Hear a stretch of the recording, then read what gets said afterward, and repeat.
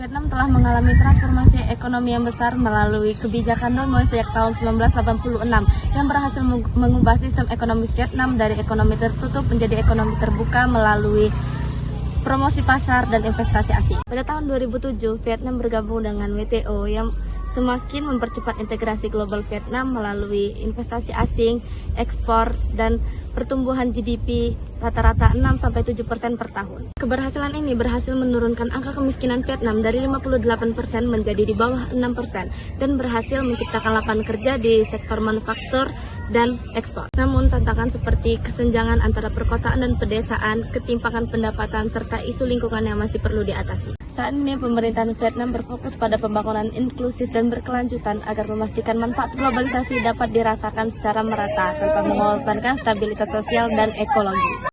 Sisi positif globalisasi sebagai penggerak ekonomi.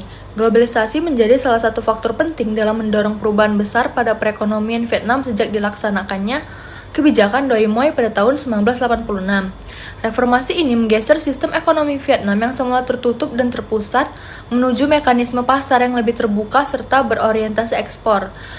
Momentum ini semakin kuat setelah Vietnam resmi bergabung pada WTO pada tahun 2007, yang membuka akses lebih luas terhadap pasar dan arus investasi global. Secara umum, terdapat beberapa dampak positif globalisasi terhadap pertumbuhan ekonomi Vietnam. Yang pertama, pertumbuhan ekonomi yang stabil. Rata-rata pertumbuhan ekonomi sejak awal 2000-an konsisten berada di kisaran 6-7% per tahun. Menurut laporan Bank Dunia, PDB Vietnam meningkat lebih dari 3 kali lipat dalam periode 2002 sampai 2018, yang menempatkan Vietnam sebagai salah satu negara dengan pertumbuhan tercepat di kawasan Asia Tenggara. Yang kedua, yaitu penurunan kemiskinan ekstrim. Lalu yang ketiga, masuknya investasi asing, FDI.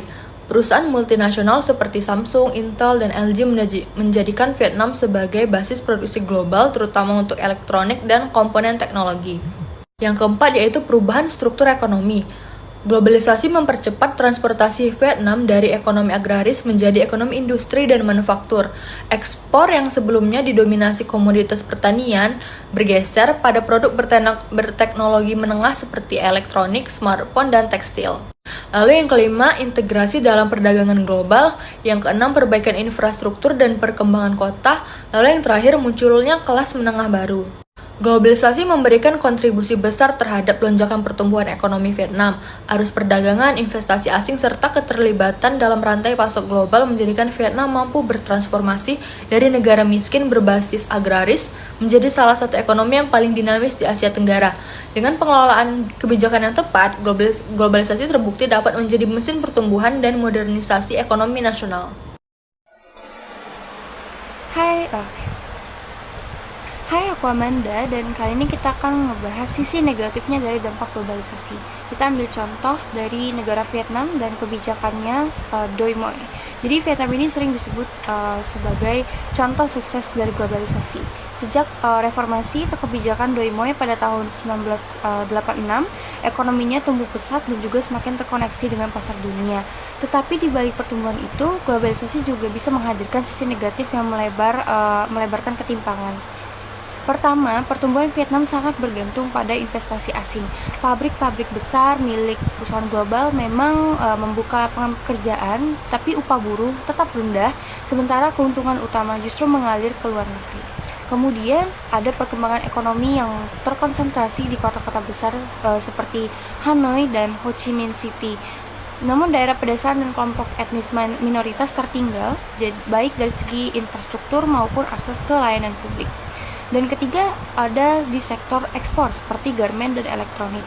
Banyak pekerja, terutama perempuan, itu menghadapi jam kerja panjang dengan upah yang minim. Fenomena ini sering disebut sebagai race to the bottom ketika negara bersaing menarik investor dengan menawarkan tenaga kerja murah.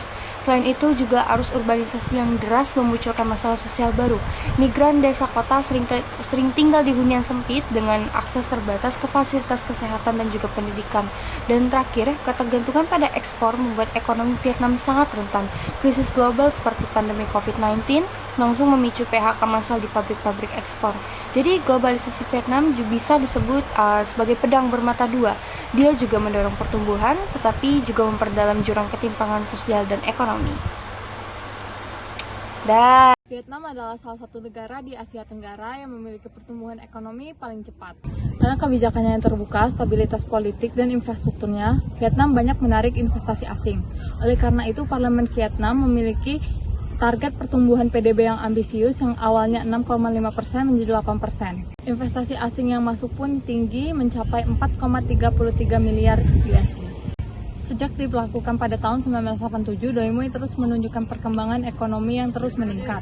Selain daripada kebijakan ekonominya, Vietnam terus meningkatkan perekonomiannya dengan perdagangan internasional dan juga kerjasama bilateral dan multilateral. Contoh kerjasama bilateral yang dilakukan Vietnam adalah dengan Amerika yang ditandatangani pada 16 Oktober 2001 Bilateral Trade Agreement. Pada tahun 2007, Vietnam resmi masuk WTO dan mengalami surplus perdagangan. Vietnam juga memperlakukan bebas tarif dan bea dalam perdagangan internasionalnya untuk memperlancar ekspor keluar dan juga menjadikan Vietnam sebagai salah satu pusat manufaktur di Asia Tenggara.